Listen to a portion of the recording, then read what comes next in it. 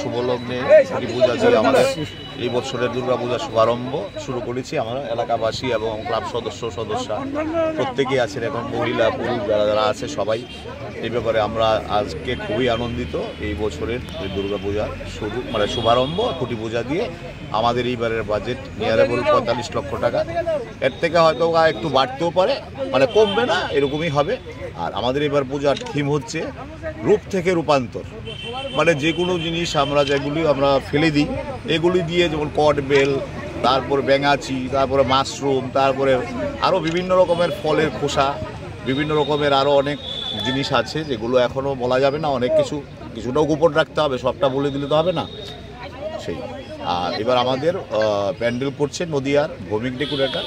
আর আমাদের এবার মৃৎশিল্পী এখানকার ত্রিপুরার উদীয়মান শিল্পী শৈলন দাস এবং আমাদের স্থানীয় আলোকসজ্জা থাকবেন এই আড়ালিয়া যোগেন্দ্রনগরের নাম জানি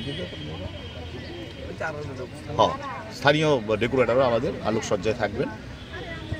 সামাজিক কাজ কি করবেন? সামাজিক কাজ আমাদের এই তো কয়েকদিন আগে আমাদের যে এরকম সাফাই স্বচ্ছ অভিযান গেল আমাদের 15 আগস্ট স্বাধীনতা দিবস উপলক্ষে, এবং আমাদের মহালয়ার পূর্ণ লগ্নে একটা ছোটদের মধ্যে বসে আঁকো প্রতিযোগিতা হবে, এবং আমাদের শিশু গৃহে কিছু সামগ্রী আমরা বিতরণ করে থাকি প্রত্যেক বছরই, এবং আমাদের সবচেয়ে যেটা আমাদের রক্তদান শিবির হবে পুজোর আগেই সেপ্টেম্বর মাসে। আমরা মোটামুটি একটা দিনক্ষণ ঠিক করে ফেলেছি। যাই হোক, আমরা আপনাদেরকে বলে দেবো একদম ফাইনাল ডেটটা কবে।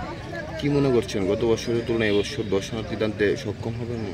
এবার তো মানুষের আশায় অনেক বেশি। গতবারও আমাদের এখানে প্রচুর ভিড় হয়েছে, আপনার মাধ্যমে আমরা দেখেছি, আপনারাও দেখেছেন। এবারও আশা করি এর থেকে আরও বেশি ভিড় দর্শনার্থী আসবে।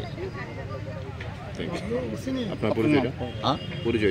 পরিচয়টা আমি পূজা কমিটির সেক্রেটারি রাজন আচার্য, আমাদের ক্লাব সম্পাদক সঞ্জয় শাহ মহোদয়, এবং ক্লাব পূজা কমিটির ট্রেজারার যিশু সাহা, জয়েন্ট ট্রেজারার আছেন রক্তিম সাহা, জয়েন্ট সেক্রেটারি স্বরূপ পাল, সদস্যরা এই যে পূজা কমিটির president Ashok Pal. Thank you.